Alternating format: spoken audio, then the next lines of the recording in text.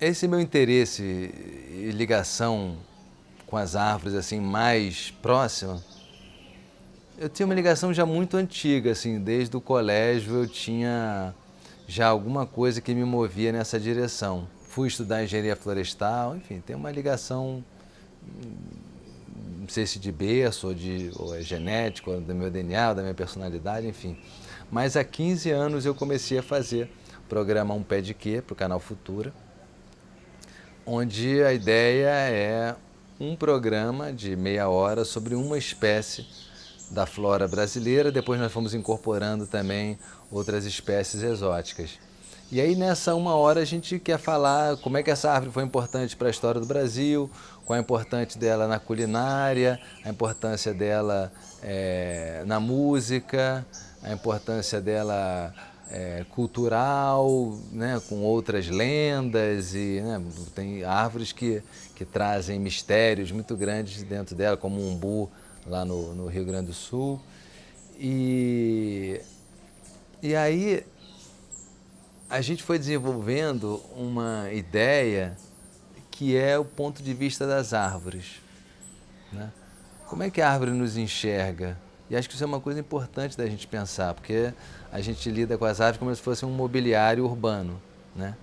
Mas na verdade elas estão lá, né? Ou possivelmente há muito mais tempo que a gente. As árvores são mais longevas que os seres humanos, né?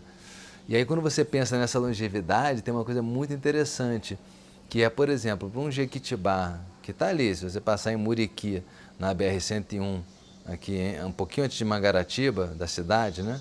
Mas ali em Muriqui, na beira da BR-101, da Rio Santos, tem um jequitibá que deve ter pelo menos uns 500 anos. Jequitibá é enorme.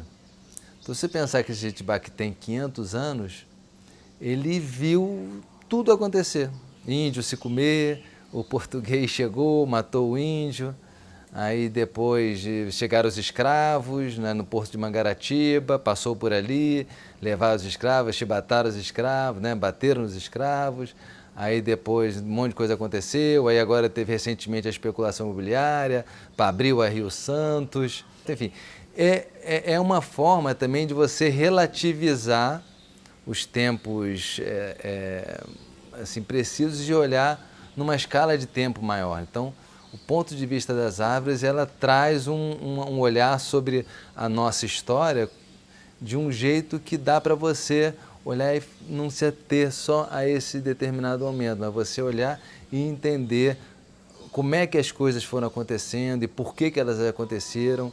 E às vezes até, isso a gente usa muito no programa, é revelar como as coisas são contraditórias, ou muitas vezes são idiotas até, ou mesquinhas, ou muitas vezes realmente, né, quando você descobre uma coisa que foi feita, que cabe dentro dessa história de vida de uma árvore, fala, porra, que coisa legal, né? Isso está, de fato, dentro desse mesmo processo. Porque as árvores, a nossa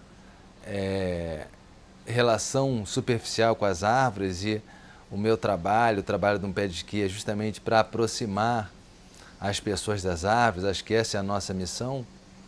As árvores, esse nosso desconhecimento em relação a elas, é porque elas operam de uma maneira molecular ou atômica. Então a gente não vê. Então se a gente não vê, a gente não sente, às vezes a gente cheira, né, quando está florida, mas de uma maneira geral a gente não entende, não vê como é que as plantas operam. Mas os estudos mais recentes mostram a existência de serotonina nas árvores, né? Outros neurotransmissores, as raízes, né, seriam uma espécie de centro nervoso. Não é um cérebro porque não tem a complexidade do cérebro, mas é um centro nervoso da planta. E é também por onde a planta se comunica com outras plantas através do solo. Então, através de sinais químicos ou através de fungos. Então, os cientistas estão chamando esse mundo do subsolo como Wood Wide Web, que é por onde elas se comunicam. Então, tem uma vida nas árvores, incrível, maravilhosa, enorme, importantíssima para a gente e que a gente não conhece, que a gente desconhece.